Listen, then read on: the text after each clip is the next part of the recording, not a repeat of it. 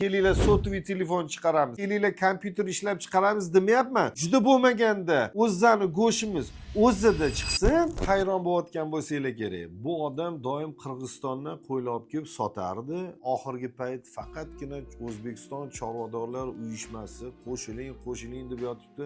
Qo'y sotmaysizmi aka, nima qilasiz bunaqa ishlar bilan shug'ullanib deb izoh yozayotganlar ham bor. Hali ko'pchilik biz oldimizga nima maqsad qo'yganmiz, nima uchun bunaqa maqsad qo'yganimizni tushunib yetishmadi. O'zbekiston chorvadorlar uyushmasini tashkil qilishdan asosiy maqsad ertaga safimizni ko'paytirib, xudo xolisa bir 30 ming, 50 mingta a'zoga ega bo'lganimizdan keyin bizni birinchi qiladigan ishimiz butun O'zbekiston bo'yicha O'zbekistonni hamma viloyatlarda, hattoki Qoraqalpog'istonda ham har yili naslli qo'ylar ko'rgazmasini o'tkazamiz. Bu ko'rgazmaga oddiy dehqon ham o'zini qo'chqorini olib chiqadi. Faqatgina ishtirokchilarga kerakmikan bu ko'rgazma deydigan bo'lsak, yo'q. Bizning xalqimiz O'zbekistonda qanaqa qo'ylar bor ekan, o'shani his qilish kerak. Nimaga? Chunki agar his qilmasa, muammoni his qilmaydi. O'tgan yillari men Dog'istondan qo'chqorlar olib kelganimda ko'pchilik aytardi, Bahodir aka, nima keragi bor? O'y dirdim. Qo'chqorlar kam, qo'ylar kam bizda desak ko'pchilik ishonmas. Agar O'zbekistonda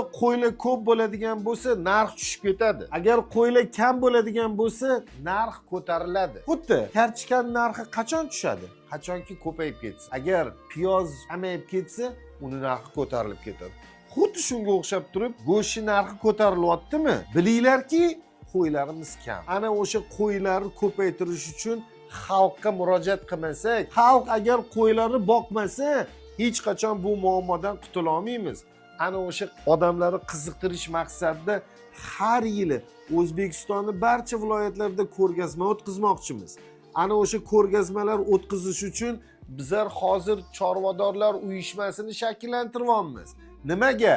Ertaga safimiz 50 mingtadan oshadigan bo'lsa, har bir odam 10 ming so'm, 15 ming so'm oyiga ajratib tursa, bizni ana o'sha yig'ilgan mablag' bilan kelgusida mana shunaqa ko'rgazmalar o'tkazamiz. Maktablar ochamiz chorvachilikni rivojlantirish bo'yicha. Chunki hali hanuz hamma o'zi bilgancha boqadi. Arashanovotlar ularni o'ziga tashab qo'yishimiz kerak emas.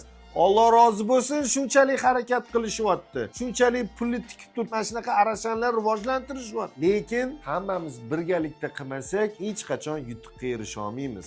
Aynan shu maqsadda O'zbekiston chorvadorlar uyushmasi tashabbusi bilan chiqdim va hammanglarni shu uyushmaga a'zo bo'lishinglarga chaqiraman. Yoki sizlarga qizig'i yo'qmi? Yoki farzandinglar kelajagi bunga hech qanaqa aloqasi yo'q deb o'ylaysizlarmi? Chorvachilikni rivojlantiraylik, nahotki qo'limizdan kelmaydi.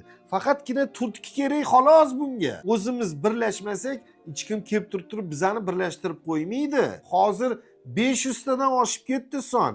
Agar mana shu 500 ta odam o'zi bilan 10 tadan odam olib kirsa, agar 5000 tadan osham. Yangi kirgan odamlar o'zi bilan 10 tadan odam yetaklab olib kelsa, 50 mingtadan oshib ketamiz, xudo xolasa. Ana o'sha 50 mingta odam xudo xolasa O'zbekistonda chorvachilikni juda ham rivojlantirib yuboradi. Ko'rasizlar. Mana shu ko'rgazmalari 1 yil, 2 yil, 3 yil o'tkazsak, 4-5-yil tasavvur qilinglar qanaqa rivojlanish bo'lib ketadi. Chet eldan keladi naslli qo'chqorlar bizdan olib ketish uchun. Yo ishonmaysizlarmi? Yo bo'ladigan ish emas deb o'ylaysizlarmi?